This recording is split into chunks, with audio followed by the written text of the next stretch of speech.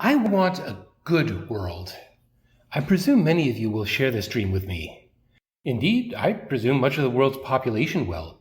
At least, that is, until we get more specific and ask what we mean by a good world. Once we ask, I wouldn't be comfortable making any bets. For different people describe a good world as different things. Some would emphasize peace, others security, stability, prosperity, freedom, community, achievement, equality, or power, or something else, or a combination. Now, I noticed two things about this list of attributes. First, these attributes of a good world often conflict with each other. The tension between freedom, equality, and community bonding, for instance, has long been noted. Second, any vision of a good world is always an expression of an underlying moral framework. And if we don't agree on our underlying values, there's no way we'll agree on what the good world we're aiming for is. But we need to agree on at least some aspects of a good world if we're to live together as a society. Some aspects are too important to leave up to individuals. Even if we believe in liberty to do as we will as long as no one else is harmed, we still have the thorny question of what on earth qualifies as harm too evil to be tolerated.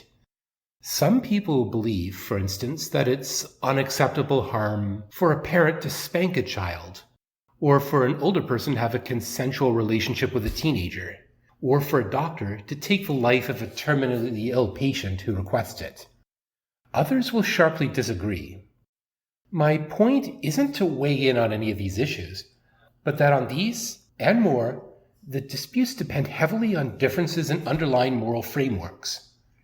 And yet, we still need a common path forward. To this end, we need to explore why people disagree on what is good. Many things can cause moral divisions, but a very strong one is political leaning. This is especially so in current year, when here the left and the right tend to form disjoint social bubbles. Some even find members of the other side so alien that they wonder if it's possible for the other side to be moral. That concerns me. In my experience, both liberals and conservatives care deeply about what's right, even if they interpret what's right very differently.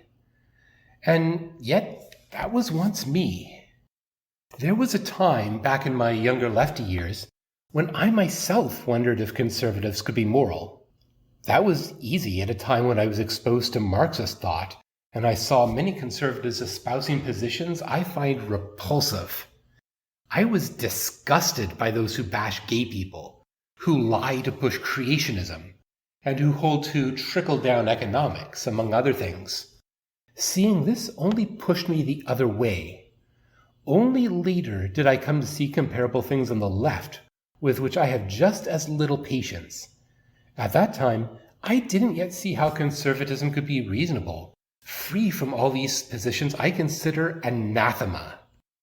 That, of course, was before I started learning what it is to be a conservative and what the essence of conservatism is. I've learned more since then, and I've come to see that the key difference between the right and the left is not what I'd once thought, whether in ideologies, in favored causes, or in social bandwagons. It's in fundamentally different approaches to how we resolve conflicts between moral goods, and the consequences of that different approach permeate practically everything. But I'm getting ahead of myself.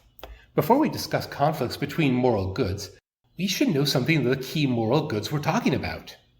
My introduction to this was one of those landmarks we meet on our moral journeys that seemed insignificant at the time, but later turned out to have enormous implications.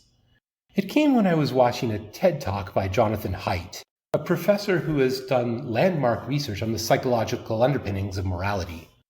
Hearing this talk was when something suddenly clicked into place, and conservatives became understandable, and thus humanized in my eyes.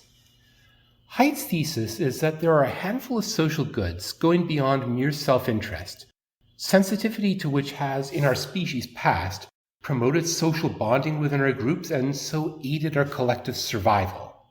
Evolution has thus hardwired passion for these things into our brains. Morality's basis, argues Haidt, lies in these moral goods that we resonate with at a deep level.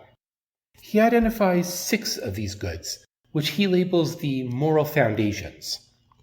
Haidt's moral foundations are innate to the human mind and appear across cultures, though how they manifest depends on the culture.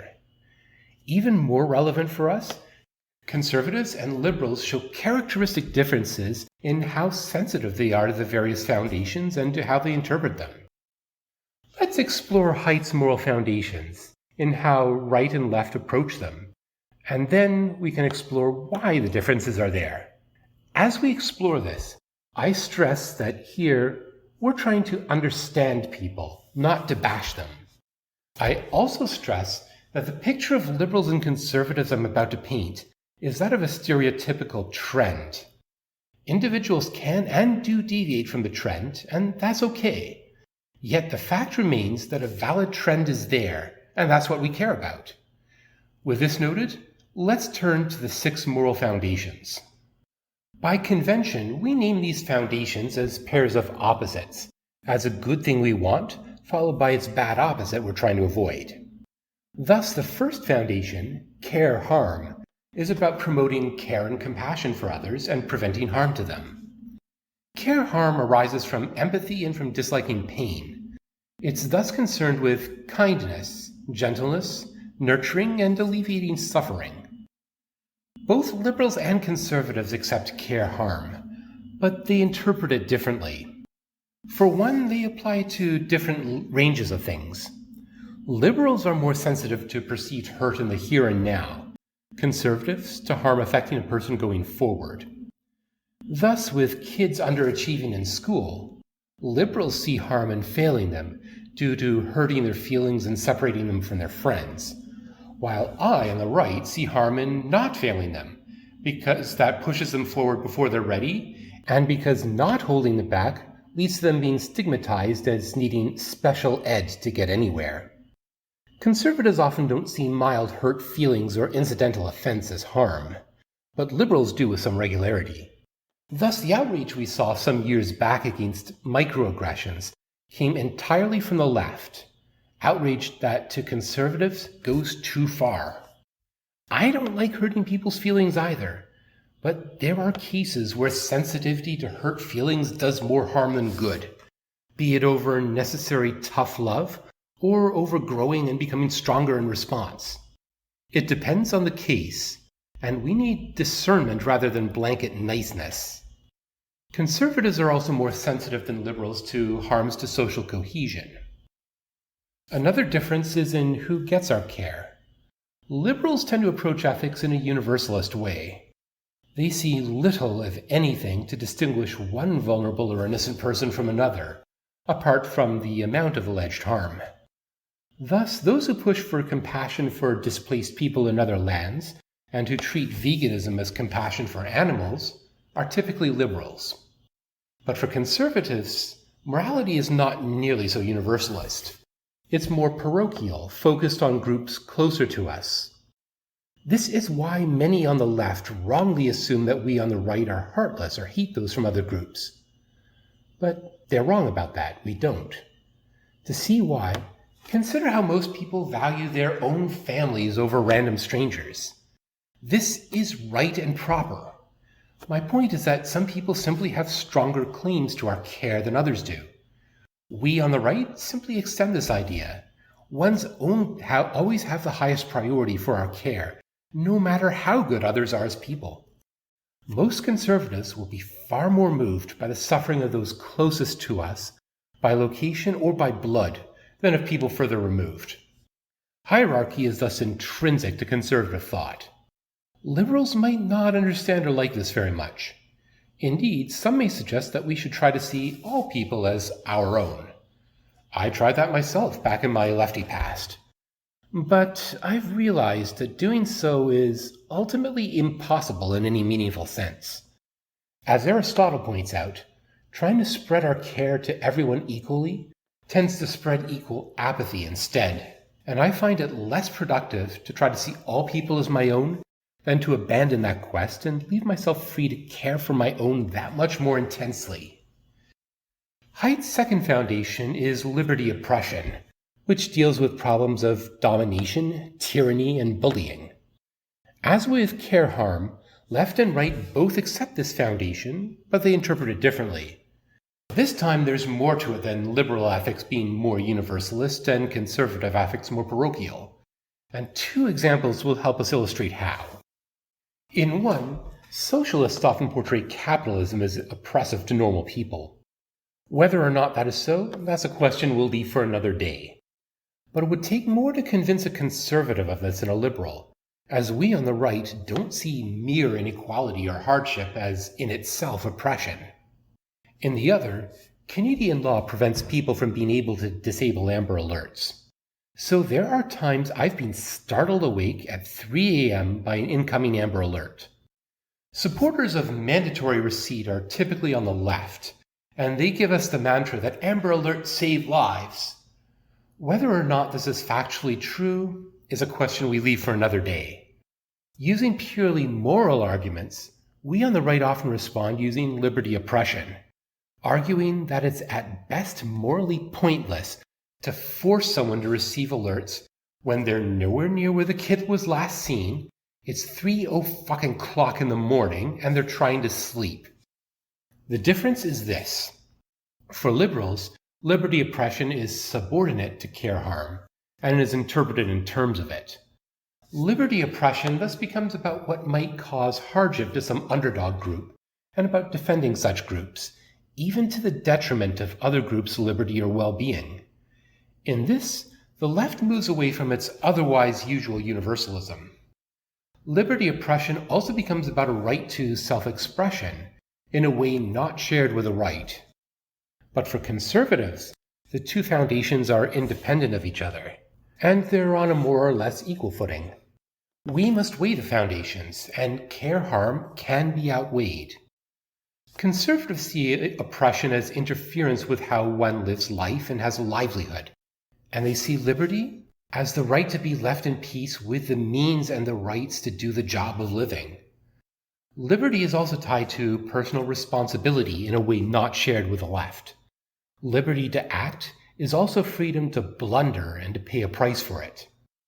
Incidentally, we share this interpretation of liberty oppression with the libertarians, who rely on this foundation to the near exclusion of all others, and thus they see eye to eye with us more than liberals over this foundation. Liberty oppression pushes in a very different direction in liberal hands than in conservative ones. Over, say, anti-discrimination law, liberals see the oppression as that standing in the way of a protected class being treated equally. But conservatives see it as that interfering with a shopkeeper's ability to make good decisions for his business. Over COVID, liberals saw oppression against those who could get sick, and thus favored lockdowns and vaccine mandates. Conservatives generally do not believe in a right to be shielded from all harms, so they saw the lockdowns and vaccine mandates as themselves the oppression, against body autonomy, against right of conscience, and against ability to have a livelihood. In the Amber Alert case, those liberals who support compulsory receipt only saw the oppression against the kidnapped child, while conservatives also see it against ordinary people who aren't allowed to sleep in peace, and who are at greater risk of accidents in the morning due to fatigue. While liberals may have a point on each of these, so do conservatives. Liberty oppression also sometimes shows up in conservative circles in a concern over dependency on others and on technology. Not that using technology or working with others need be bad, of course, but dependency can lead to you being taken advantage of, or to helplessness when a system or technology you depend on breaks down. This concern shows up on a conservative moral radar as interference with how one lives one's life, far more than for liberals who just want to improve things for people. Thus, it's no accident that the likes of the prepper movement are dominated by conservatives and libertarians. The third foundation is fairness cheating. This one evolved in connection with reciprocity, especially as it developed beyond the kinship level. The good in fairness, if we play our cards right, is enlarging the pie of resources and social networks we ultimately all share. Cheating or taking advantage of others undermines this, and thus is what this foundation works against. Fairness cheating is similar to liberty oppression in how the left and right interpret it. For liberals, it's subordinate to care harm and is shaped by care harm and liberty oppression. Fairness thus appears as equal treatment. For conservatives, it's an independent foundation on a comparable footing to the others, and they see fairness as proportional treatment. It's not hard to spot this difference in real life. I often see liberals support wealth taxes and other schemes to equalize how much people have. They see it as unfair for one person to be wealthy while others struggle to make ends meet. But conservatives tend to see such measures as oppressive and as enabling freeloaders. They tend to want people who work harder and contribute more to be rewarded with more pay. Over mass immigration, the left often sees it as unfair to block migrants at the border or withhold the privileges that citizens have, while the right sees it as unfair to let them all in, especially without regard for assimilation, contributions to the public safety, or dependency on handouts. Liberals are often uncomfortable with the retribution or cutting people off that come with proportionality, while conservatives, they're generally fine on helping someone down on their luck, but don't believe in it going beyond discretionary help. Different understandings of fairness are behind why laissez-faire economics appeals more to the right and socialism more to the left. Similarly, conservative teachers are much more comfortable with rewarding good students and failing poor ones than are liberals, and thus they give out a wider range of grades. The difference is not just about what the two sides see as harm, but also about what they see as fair. The right sees it as fair to reward effort and talent, while the left sees it as fair for no one to be left behind.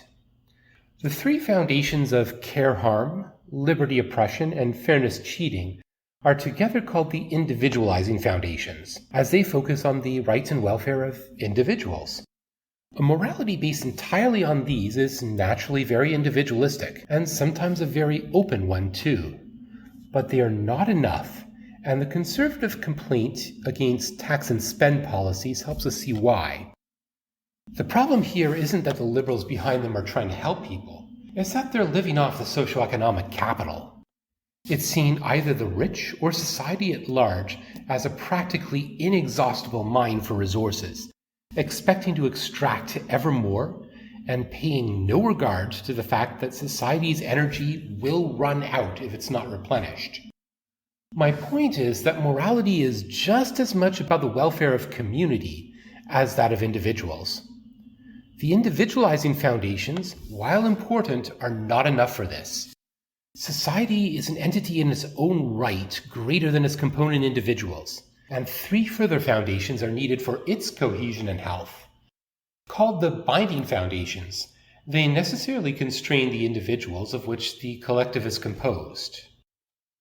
The first binding foundation is loyalty betrayal. This refers not simply to loyalty to friends and allies, but to in-group loyalty. Loyalty betrayal goes beyond pulling one's weight for the team when the going is good.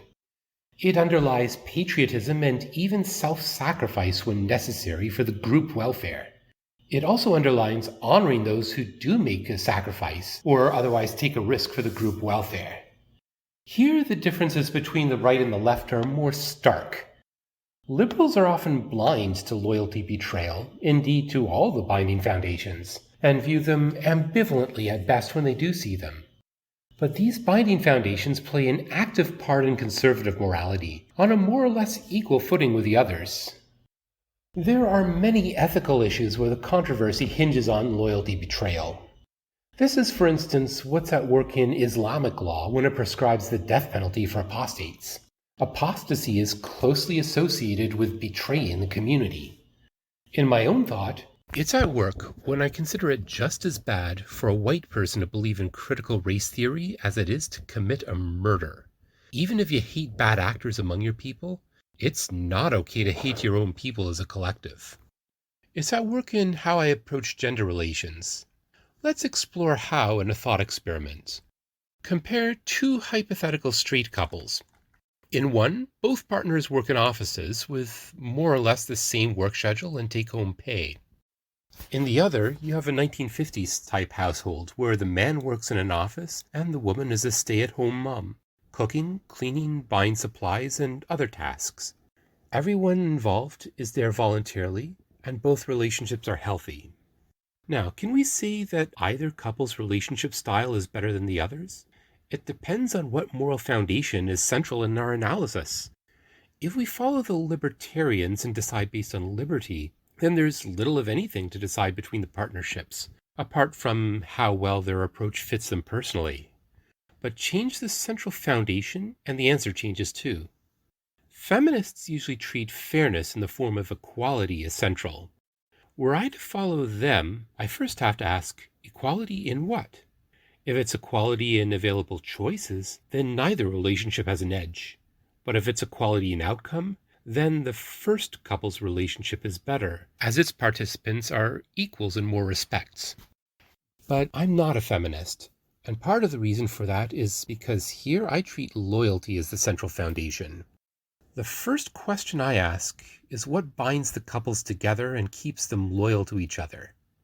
Both couples have sentiment and companionship as part of their binding glue. These are important, but they're not enough, not with how easily sentiments can change. And the first couple has nothing else backing up their feelings. The second couple does in complementary gender roles. Each partner specializes in the things the other needs, and so each has more value to offer the other. The second couple wins on this count, as the very things that make this couple less equal are what make it stronger. Now, let's be clear about some things. I do not think people should be pressured into roles they loathe or that they're unsuited for just because of what's in their pants. I do not think we should diss the likes of Marie Curie or Elizabeth I or others who have enriched the world in ways that go outside traditional gender norms. Nor do I think we should look down on work traditionally assigned to women or to men. What I do say is this.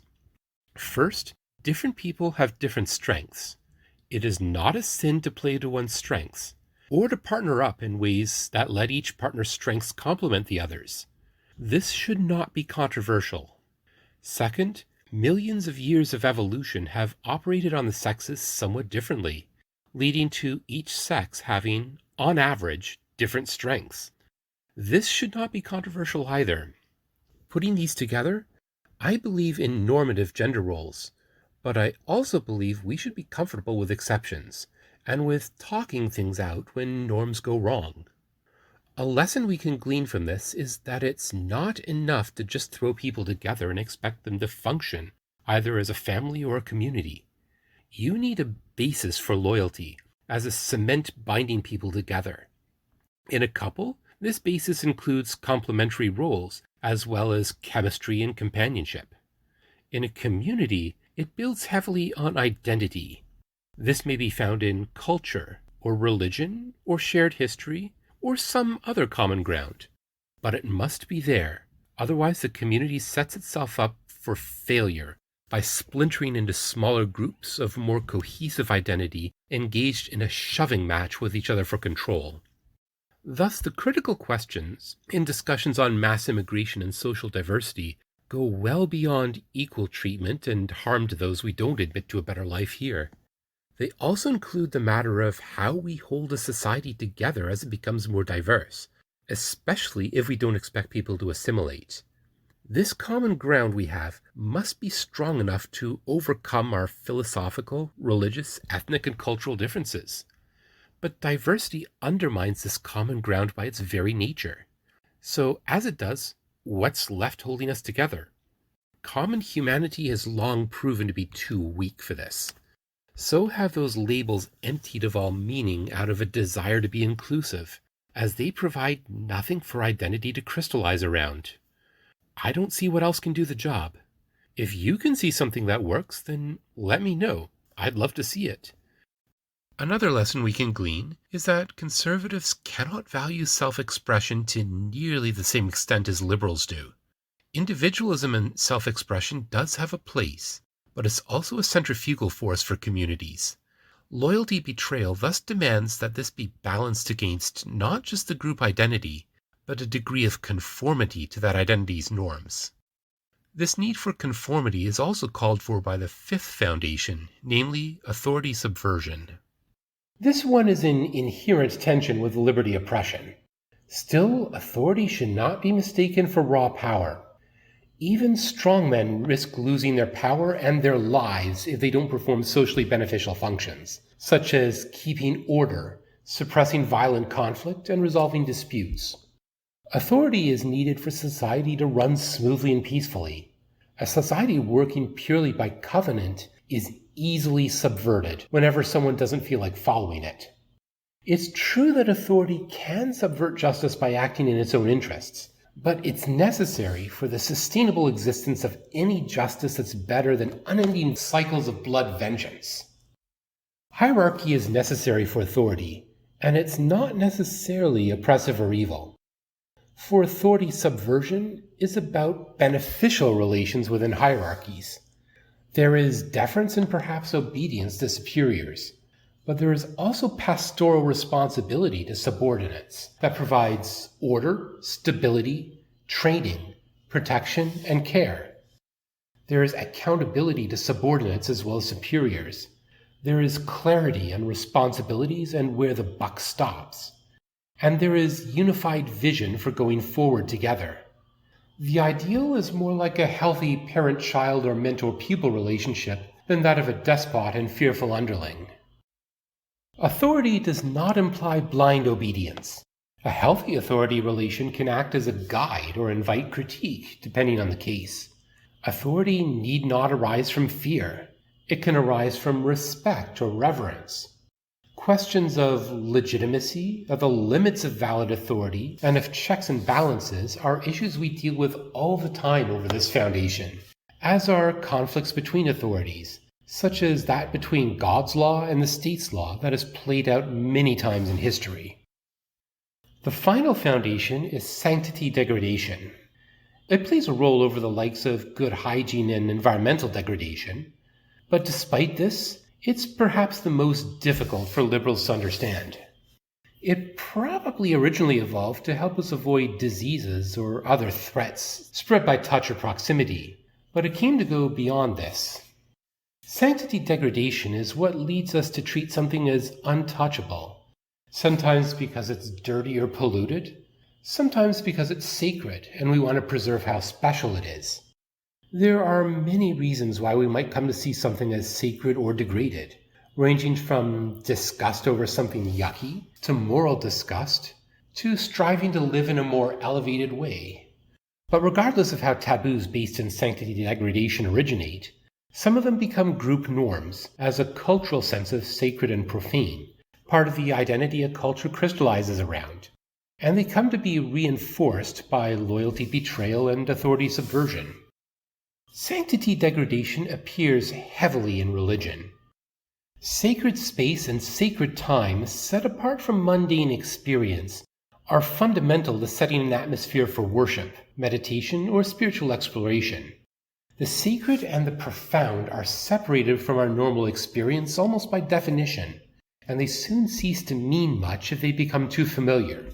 After all, familiarity breeds contempt, as the adage goes. Thus, the numinous and the profound must be kept separate to keep their full vigor, and here sanctity degradation shines. This is part of why religious tradition makes extensive use of such things as genuflecting, dietary restrictions, and sacred languages such as Latin and Classical Arabic. These separate the sacred from the everyday, the timeless from the contemporary. Thus, reformers who would bring God down to earth and into our comfortable and familiar settings are fundamentally misguided. Liberals can sense the numinous, of course. I myself did in my lefty past. But without sanctity degradation, they will always have trouble relating to it and upholding a space to maintain the sacred, instead approaching it in a more haphazard way. More superficially, sanctity degradation also appears in the religious rights concern for extramarital chastity, and in the New Age movement's concern with toxins. It also appears when environmentalists take issue not just with physical pollution, but the moral pollution of the degradation of nature and human nature. Some of our controversies are hard to understand without sanctity degradation. For with this foundation, questions over abortion, for instance, go beyond woman's body autonomy and whether fetuses can feel pain, to sanctity in human life and the moral pollution of taking it even in the womb. As we finish this overview of the 6 moral foundations, let us observe that a morality based on the binding foundations is very different from one based on the individualizing ones. It's more communal, and while it offers less openness and can be harsher, it offers more in stability, in unity, and in belonging.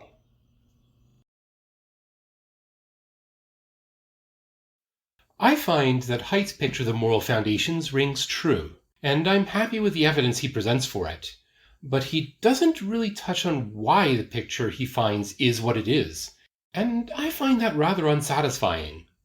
The questions of why are kind of important. If all 6 moral foundations are innate to the human mind, for instance, why are liberals so insensitive to 3 of them? And why are there specifically liberal, libertarian, and conservative frameworks with moderates in between, but no other apparent permutations of the foundations that exist? I find the key to all this in the fact that Haidt's binding foundations are only underdeveloped in liberal thought, not fully absent. Sanctity degradation does appear in such contexts as hygiene and environmental pollution. I don't forget how, after the 2016 US election, many feminists were livid at women who voted for Donald Trump. They held that these women had abandoned the sisterhood. Their fury was a liberal expression of loyalty betrayal. And at the risk of sounding cynical, some liberals are all too happy to invoke authority subversion when their side has the authority. What's happening is this. The 6 moral foundations are universal, but how we approach resolving conflicts between them is not. Liberals approach the matter through a hierarchy of values. They take one foundation, care-harm, as dominant over the rest. All other foundations are subordinate. This moral approach is, in fact, what I consider to be the definition of a liberal. When other foundations can be reconciled with the dominant foundation of care-harm, they're used heavily as a secondary support. Those that can't are discarded. This is why liberal morality mostly sets aside the binding foundations.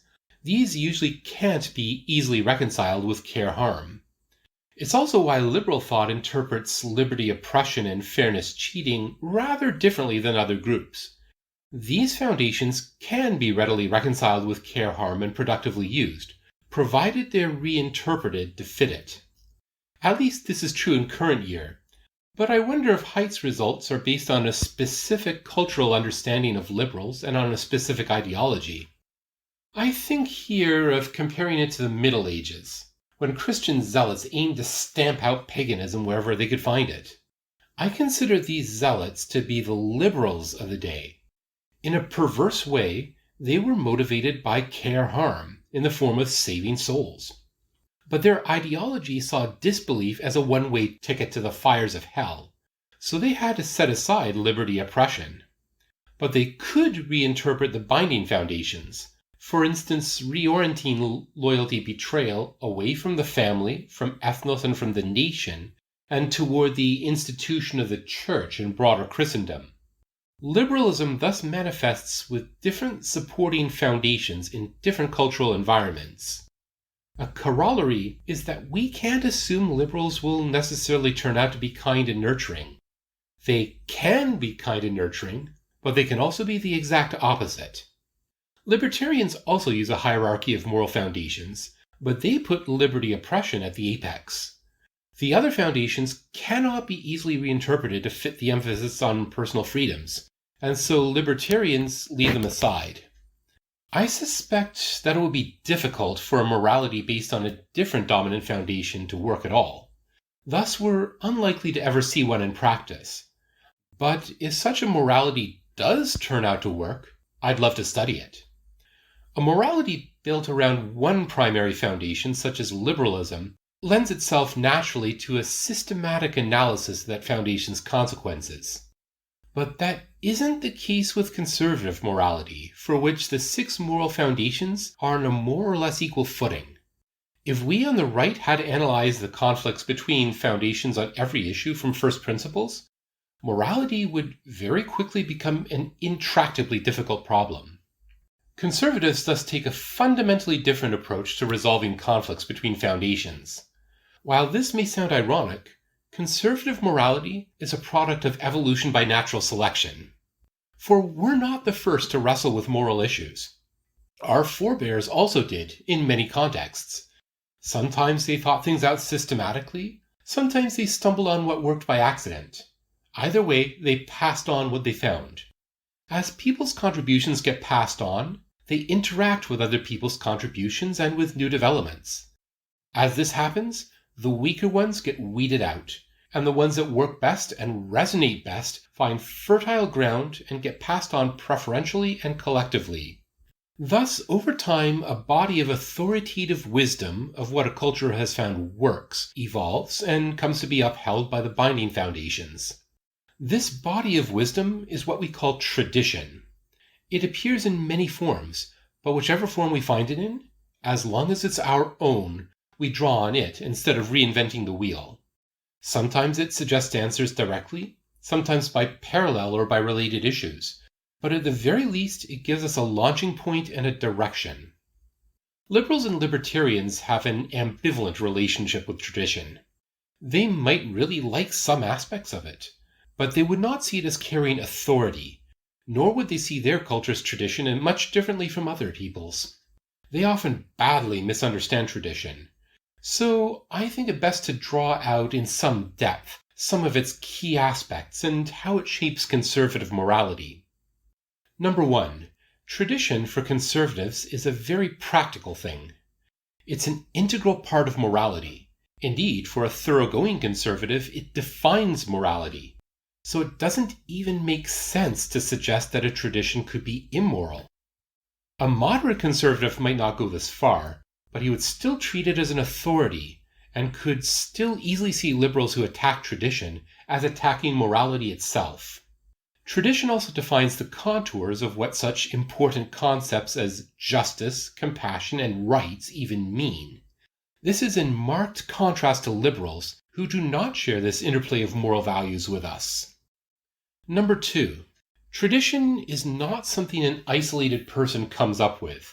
It's something that's passed down from generation to generation. Our forebears passed it on to us. We absorb it gradually in our early years, and we pass it on to those who come after us. The consequences of this passing down permeate conservative morality. For one, the community one is part of and should uphold includes ties through time, to our dead forebears and to our as yet unborn successors, as well as to our living peers around us. For another, the imperative to pass on tradition makes that passing on a core goal of education. For yet another, the need to pass on to the next generation implies that a next generation must be there. This has implications for reproductive freedoms. Whether to have children is not simply a matter of personal preference, as higher moral factors shape the matter. Number 3, tradition may develop differently in different cultures and different environments, and that's okay.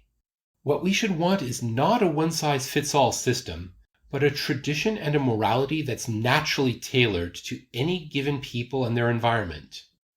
Number 4, tradition often appears messy, inconsistent, and irrational.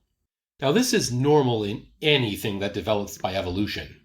Natural selection's fruits tend to be far more complex, messy, and sometimes even unpredictable than design products, and they often make little sense from a rational standpoint.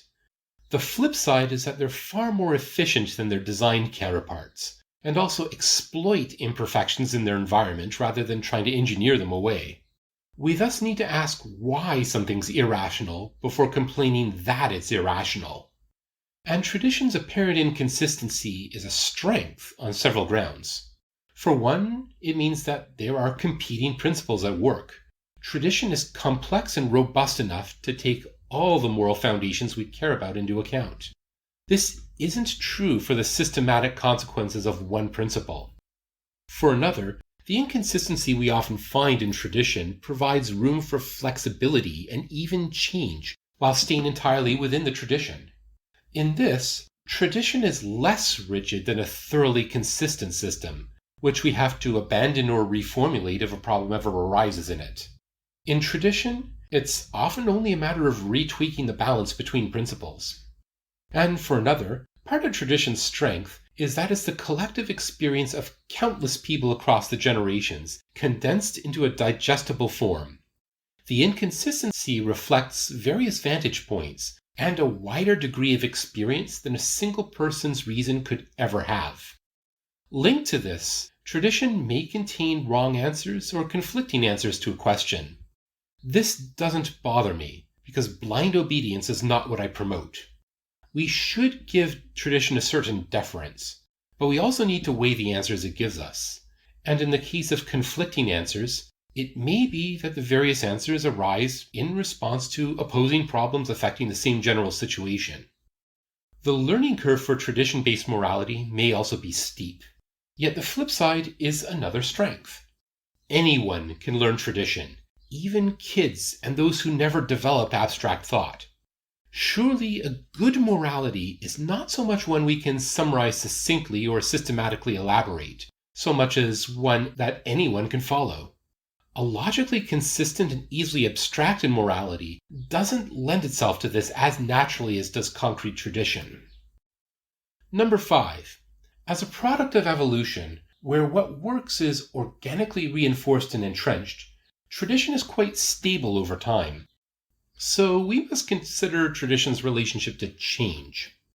Tradition's stability does not mean that changes can never happen. Many changes do. Some things quietly join the body of tradition, others quietly disappear. Some things are expanded on over time. Sometimes a tension appears between two parts, forcing a resolution. There are spurts of development when a new situation is encountered. When a part of the tradition gets corrupted, that part might need to be changed or jettisoned to preserve the rest of the system. So there will always be a background level of change. But there's also resistance to change. This frustrates reformers who see tradition as standing in the way of progress. We should remember that this resistance also has very positive sides to it, and not just because it means we don't have to reinvent the wheel. It's a check on charlatans by providing a frame of reference to compare them to, and it's a check on would-be tyrants by providing a rival authority. Those who would set tradition aside should consider what that would open the door to. Number 6. Tradition is, or supposed to be, a living force. As such, when taught well and working as a vibrant way of life, tradition brings not just investment in a community, meaning in it, and a sense of belonging, it also brings stability in identity and community membership. It's when tradition breaks down as a living force that problems occur. A Catholic proverb will help us understand this better. Lex orandi, lex credendi, lex vivendi. Its meaning is roughly, how we pray is how we believe, is how we live. Part of this adage's point is that tradition is not simply things like holidays, rituals, or family customs. These are indeed part of tradition, but they're the part of the iceberg above the surface. It's what functions as trappings. There are other parts of the iceberg below the surface, expressing how we believe and how we live. And there's another part to what this proverb means. These parts of tradition are neither arbitrary, nor purely symbolic nor fun, nor isolated from each other. Rather, they interact with and shape each other. When all these parts of tradition are aligned, they reinforce each other and contribute to tradition's stability. It's when that alignment breaks down that we have problems. One common way this breakdown appears is when the external trappings are disconnected from a core essence. This happens, for instance, wherever a tradition means little more than celebrating festivals and eating certain foods. When this happens, these external parts of tradition are isolated from any frame of reference and can easily become meaningless, leaving their practitioners ready to abandon them or fall for misinformation about them. An example of this is in the observations of Julius Sis from the counter-missionary group Jews for Judaism. Once a Messianic Jew himself, He noticed that the common ground his then fellow Hebrew Christians had was knowing Judaism only as lox, bagels, and meaningless ritual. The only Jews vulnerable to Christian evangelism were those whose backgrounds were devoid of any real Jewish content, who had never known the richness and depth of what authentic Judaism is all about. Another common way the alignment breaks down is when traditions' parts still connect but pull in different directions. A prime example of this is in modern Catholicism. Before 1962, Catholic traditions' parts, its ritual, its belief, and its way of life, were all finely tuned to each other, and that produced something that, if not raking in the converts, was still remarkably stable. But after the Second Vatican Council, quite a few stark changes were made to the worship. As a result, the tradition's parts no longer align. Compare the traditional simple chant and attention to text to today's twangs of guitars and pulsing beats. Compare the priest once facing God with the people and the focus on the mystical act at the altar, to the priests facing the people now and the focus on performance in the community circle. Compare baptism once being within a day of birth, so that no child would risk dying unbaptized, to today's baptisms months after birth, so that all the family and friends can attend. Compare the teaching that the communion bread is Christ's body, to many modern parishes thinking nothing of letting crumbs fall to the floor. Compare these and more, and we find the traditional and reformed liturgies reinforce rather different things. Where liturgy and teaching no longer align, they wear away at each other. So I don't agree with those who think better catechism will stop the mass exodus from the church. You can catechize until you're blue in the face, and it'll do no bloody good as long as liturgical practice collides with it and triggers cognitive dissonance. All this shapes how I see the efforts of reformers. On one hand, I share their concern about tradition becoming rote deadweight. But this comes from the practice being isolated from the inner core, not from tradition as a whole. On the other hand, reformers often try to meddle with tradition without understanding its essence or its whys and wherefores, leading to the parts of tradition being torn from each other with predictable results. This leads me to ask, how should we approach non-organic change to tradition? This question, in my mind, breaks down into 4 interlinked sub-questions. Why a change? How much change? How should change be implemented? And what pitfalls do we have to watch out for? First of all, why change to tradition? The most straightforward case to changing tradition is when some part of tradition becomes corrupted or otherwise causes problems. Change, then, could be proposed to correct the problem. I think many conservatives would be sympathetic to this. The snag is that the left and the right often don't agree on what constitutes a problem. If conservatives don't see the problem in the tradition that liberals do, the tradition as an authority will win as is in conservative eyes. One example is from the disputes over gay marriage, which Western tradition disapproved of. The left saw this as causing a problem. One of their big arguments drew on fairness. Gay couples, they said, weren't being treated equally in getting to marry who they loved. That was true, but for conservatives, fairness means proportional treatment, not equal treatment. And marriage is tied to bearing and raising children, meaning couples that can produce the kids should get the benefit. The equality argument simply didn't resonate with us. An argument that worked far better was pointing to those same-sex couples who are raising children. Before gay marriage, only one partner could be a legal parent, and that partner's death meant the breakup of the family and instability and uncertainty for the kid's future. In those cases, proportional fairness is violated, as those raising kids didn't have the tools for the job. And this argument won over quite a few moderate conservatives where appeals to equality could not. The point is that conservatives are unlikely to go along with correcting a problem that they don't see as a problem within their moral framework. They're also more likely to agree to change when the problem attacks the authority of tradition itself by undermining its ability to work. Another reason offered for changes is tied to a liberal moral calculus. Liberal mores fit more naturally with abstract principle and systematic analysis than do conservative ones, and not so much with the evolved authority that is tradition. But liberals' high sensitivity to care harm and fairness cheating often leads them to want to make the world better for people. Thus, in a liberal world, tradition's place as a guide is taken by the goal of progress in various forms, and calls for change often come from this goal. One example has been to discard traditional gender roles, as many liberals see them as harmful and standing in the way of the opportunities for both sexes being equal.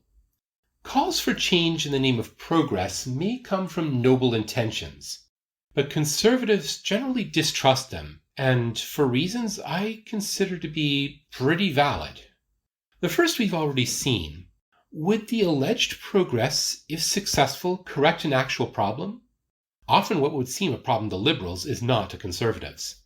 Tradition is, after all, a crystallization of what has worked, and it evolved as it did for a reason.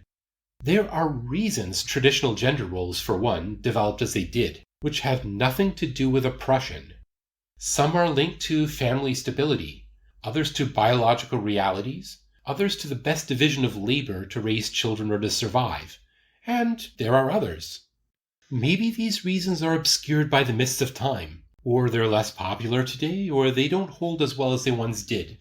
But be they good or bad, we ignore them at our peril. And this leads to a key point. A culture's tradition always has an underlying logic, despite how messy it may appear at the surface. Pushing change for the sake of progress undermines that logic and tries to displace it. But the effect typically isn't to displace the underlying logic. It's to create a conflict of authorities, the old versus the new, and create a cognitive dissonance between them. It can easily split the community, as happened in the Catholic Church over its post-Vatican II reforms. Change for the sake of progress can be very disorienting. I think here of Philip and Sandra Unruh of Kansas. They filed a lawsuit to try to stop gay marriage in their state, holding that it would damage the value of their marriage. I do not agree with them, but I see where they're coming from. The tradition on marriage evolved the way it did for a reason, reasons that we ignored at our peril. Now people like the Unruhs are told that's being changed by fiat. Not only does this trigger a conflict of authority, but a hole is being ripped in the culture's internal logic, with potential knock-on effects everywhere touched by marriage and its purpose. Even if in this case straight marriage won't be devalued, in general, we cannot just impose a change and expect everything around it to remain working just as before. That's magical thinking. I think the Unruhs get this more than do marriage equality's advocates. So while I don't agree with the Unruhs, I get why they were upset. And I get why mocking them for what they see as trying to restore sanity is likely to make them harden their stance in response. Linked to this, while a proposed change may look good on paper, it typically hasn't been vetted by natural selection as to whether it works in practice. History is replete with well-meaning ideas that were championed as progress, but which backfired, ranging from socialism to abolishing police forces, to affordable housing efforts like the Pruitt-Igoe complex, to various welfare programs like the Aid to Families with Dependent Children program, to the new math and other efforts to improve school learning. History suggests that unless they correct an actual problem and can be shown to, efforts to move away from the tried and true towards something allegedly better should be taken with vastly more than a grain of salt. All in all, I think it's safe to say that non-organic change to fix a problem can be considered, but fixing what ain't broken should be viewed with suspicion. This, I think, is a fairly mainline conservative answer, and it suggests answers to our remaining questions. Concerning the amount of change, I suggest that a good conservative answer is to allow enough non-organic change to fix a problem but preserve the rest of the tradition intact. That doesn't mean the tradition otherwise remains static. The change could trigger further organic changes. My favorite example is from Edmund Burke. He points out that the American revolutionaries saw one part of their tradition, their ancient rights as British subjects, being trampled by another, the British Crown. So to preserve the one, the other had to go. That fixed a problem and preserved the rest, despite the massive organic changes that followed as a consequence. What raised Burke's hackles was the French revolutionaries creating new rights of man out of thin air and aiming to enforce them. This was tossing tradition without fixing a known problem. Burke rightly saw how that situation made rights totally arbitrary and would lead to bloodshed and tyranny. Concerning how change should be implemented, I note that tradition is a repository of what has worked in its culture. Reinventing the wheel is, as noted, risky. But jury-rigging an existing tradition to fit a new reality causes less damage. Also, a small gradual change is less likely to trigger cognitive dissonance or splits in the community than is a large sudden change, and it is much more easily corrected if it goes wrong. Overall, I think we can see why conservatives have been accused of worshipping the past and shunning change. There is an element of truth in that, but I stress that it's not from dislike of change per se. It's from seeing how the tried and true's history of working is a good thing, how change can have repercussions throughout morality and throughout life, and how in introducing change, the road to hell is too often paved with good intentions.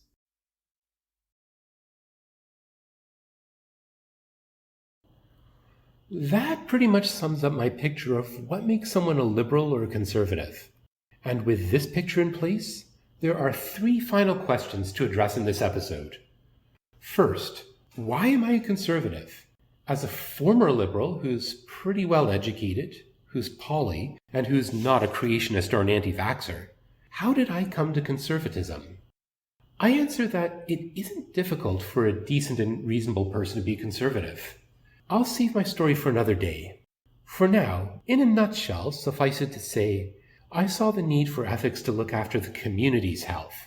I saw that the individualizing foundations by themselves are not enough for this, and when taken to an extreme, they can take us in a very bad direction indeed. I felt a lack and an effect on community when the binding foundations weren't operating. I saw beautiful, idealistic dreams for progress on the left turn very ugly when put into practice. And I came to see the value and beauty in tradition. That is all it takes. And I'm not the only one. Others have noted how people often become more conservative with age. In my younger lefty years, I wasn't impressed by this. But now, with more life experience, and as I see more what happens when we exclusively pursue the individualizing foundations, I see exactly what they mean. Second, coming full circle to the beginning of this video, a picture of a good world depends on an underlying moral framework. But what is the measure of a good world? How do we decide whether one picture of morality is better than another? It might be easy to suggest that a kinder or more inclusive framework is better, but I suggest that the real criterion is not moral, but Darwinian. The real question is, which survives?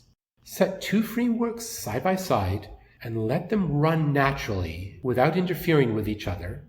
As they run their course, does one clearly survive better and outcompete the other? Now, don't get me wrong here. Kindness and inclusivity play a big role in bonding within a social group and in improving its ability to survive and prosper. What I am saying is that a morality that leads naturally to its own extinction, or that cannot survive as more than a vestigial curiosity, is utterly worthless. I don't deny that what survives may be a world that doesn't please everyone. My favorite example illustrating this is from the Bible. In the book of Nehemiah, the titular character became his people's governor.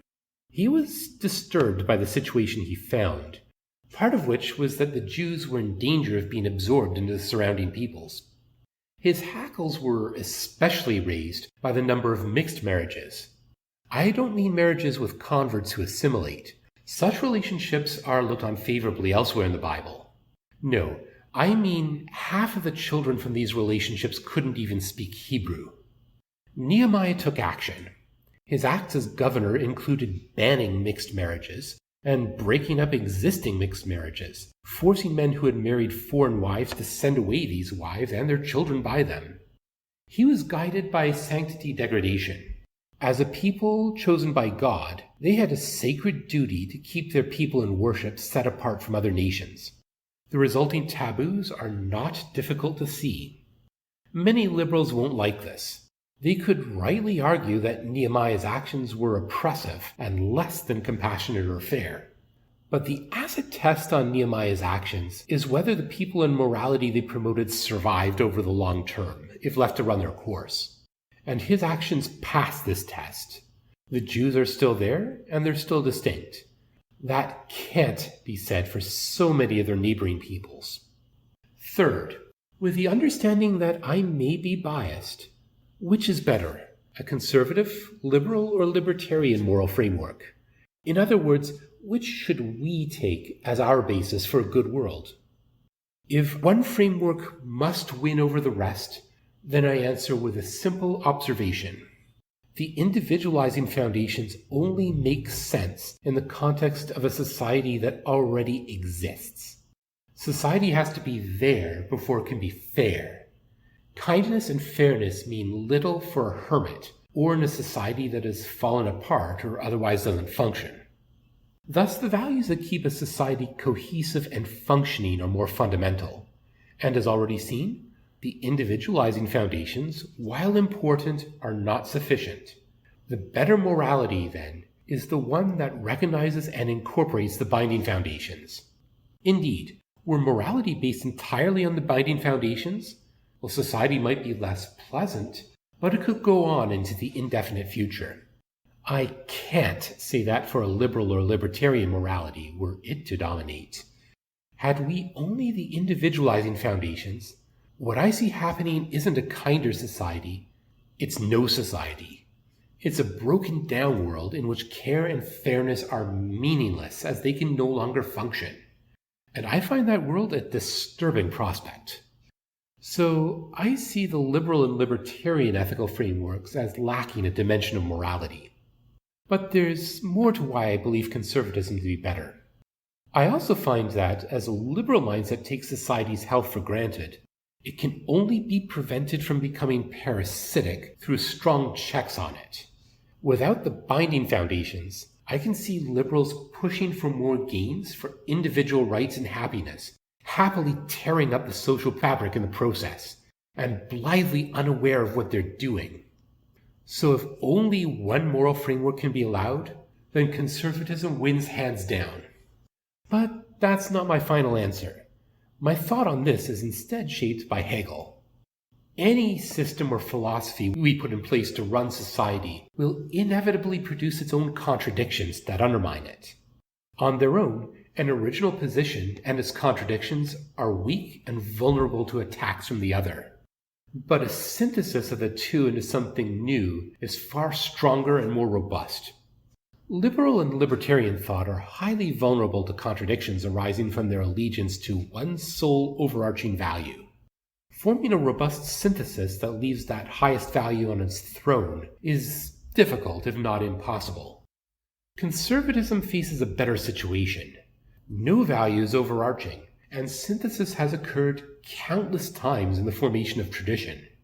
Tradition's apparent inconsistencies resulting from this supply a degree of robustness and flexibility.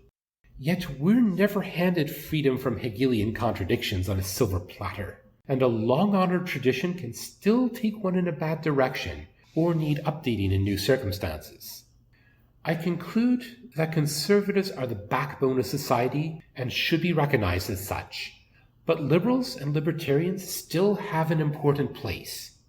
Conservatism is less likely to run into problems with contradictions that require synthesis, but when it does, liberals and libertarians are often the very ones to notice, with their high sensitivity to the individualizing foundations. That makes them valuable as an ameliorating force, or in British parliamentary terms, a loyal opposition, one that can raise concerns and check measures that go too far in undermining individuals. So maybe we shouldn't insist on one single moral framework, or one picture of a good world winning over the others. Maybe we should instead keep on having competing values in moral frameworks and visions of the good. For even those moral frameworks with which we disagree violently do us a service in holding up the mirror, letting us see the negative in our own visions, and so enabling synthesis to happen that much quicker. And with that, I conclude this episode on conservatism. In the next episode, we'll turn to the poly side of the equation. We'll look at what polyamory is, what I see in it, and how to address the challenge that it goes against our tradition in the West. And considering the tension between conservatism and polyamory, we'll also look at some of the issues raised about polyamory, and determine which, if any, we should pay close attention to in a more in-depth analysis. So join me in the next episode, and let's continue the conversation.